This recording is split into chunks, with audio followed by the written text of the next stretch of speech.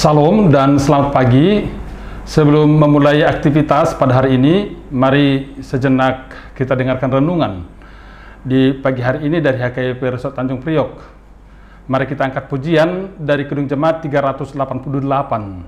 Selamat di tangan Yesus.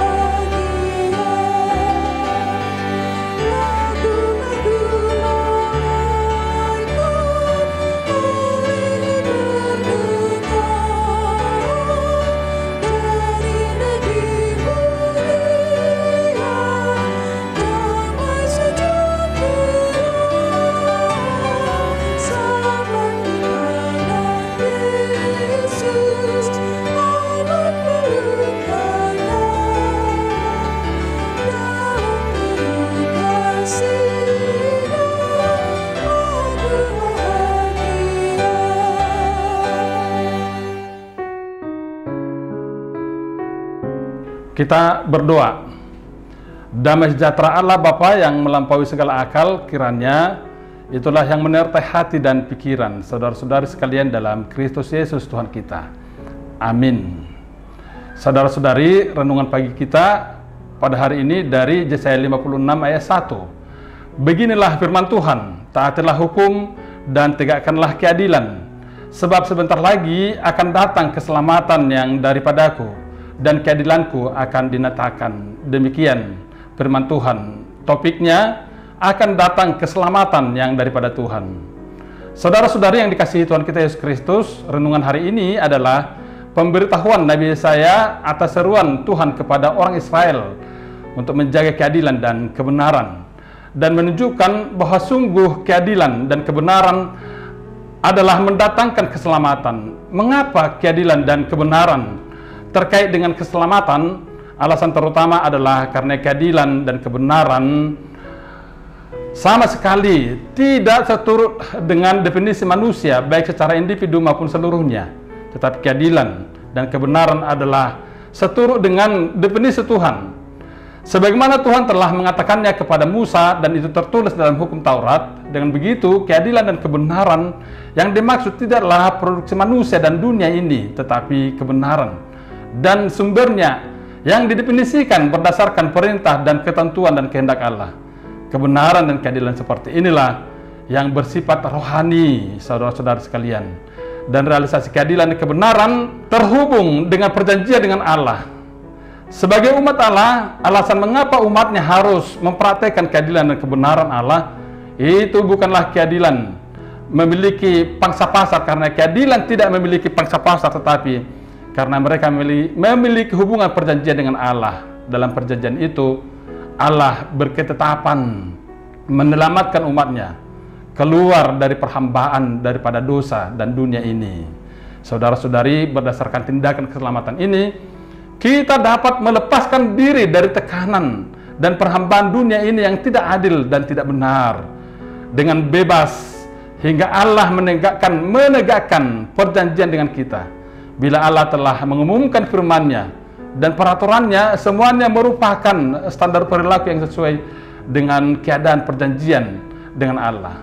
Setiap kita jangan hendaknya melupakan rahmat dan anugerah keselamatan Allah, sehingga ketika kita tiba di keadaan hidup yang penuh dengan damai, kita jangan lagi lupa dan berkhianat terhadap kebenaran dan keadilan Allah. Oleh karena itulah, kita sebagai orang yang telah mengalami keadilan dan kebenaran Allah, yakni sebagai orang yang telah mendapatkan anugerah keselamatan, maka keselamatan Allah, tindakan Allah yang menyatakan keadilan dan kebenaran itu kepada kita. Saudara-saudari yang dikasihi Tuhan kita Yesus Kristus, bila renungan hari ini menghubungkan keadilan dan kebenaran dengan keselamatan, berita renungan hari ini mengingatkan kita, umat Tuhan, akan hari-hari yang telah kita lalui, seperti umatnya Israel, bahwa ketika mereka melintasi Laut Merah, memakan mana di Gunung Sinai, dan perjanjian yang ditetapkan dan lain-lain, Itulah fakta tindakan penyelamatan Allah yang menyelamatkan umatnya.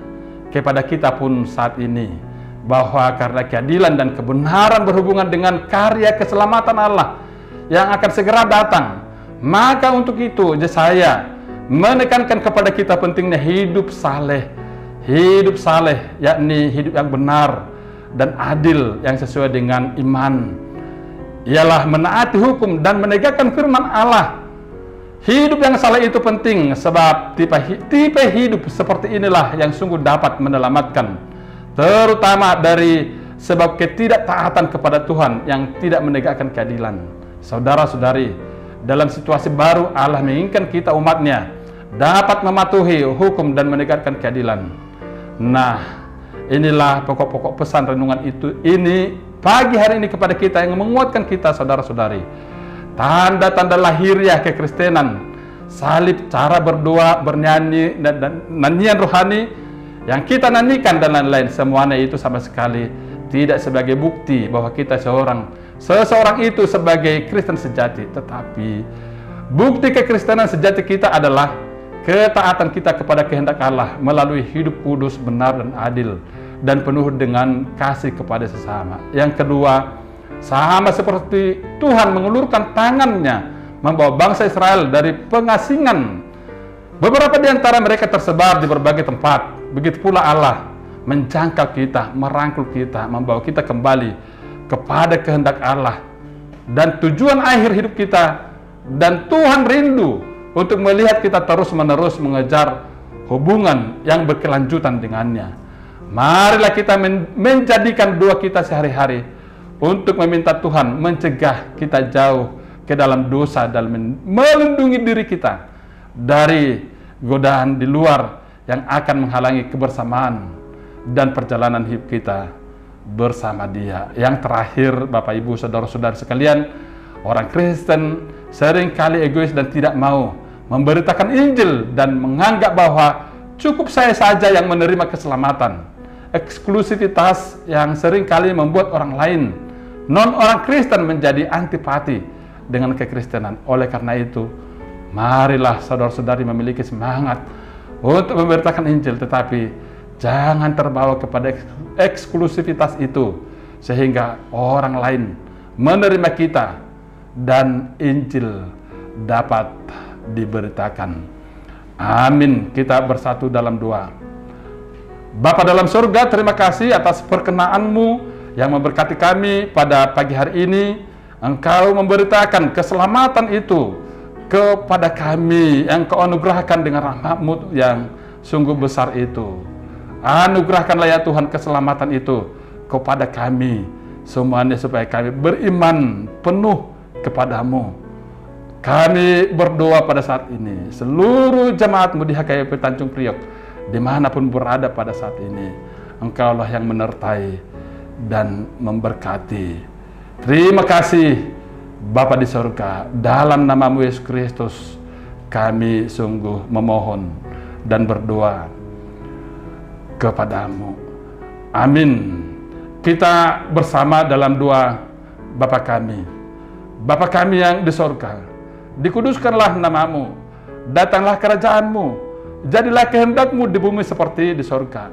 Berilah kami pada hari ini makanan kami yang secukupnya, dan ampunilah kami akan kesalahan kami, seperti kami juga mengampuni orang bersalah kepada kami. Dan janganlah membawa kami ke dalam pencobaan, tetapi lepaskanlah kami daripada yang jahat. Karena Engkau yang mempunyai kerajaan dan kuasa dan kemuliaan sampai selama-lamanya. Amin.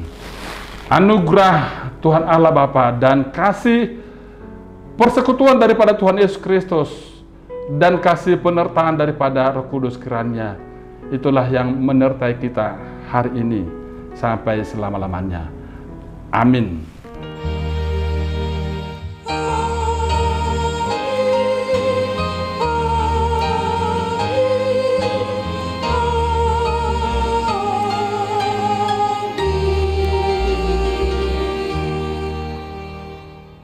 Saudara-saudari, tetaplah semangat dan selalu bertekun di dalam doa selamat beraktivitas pada hari ini.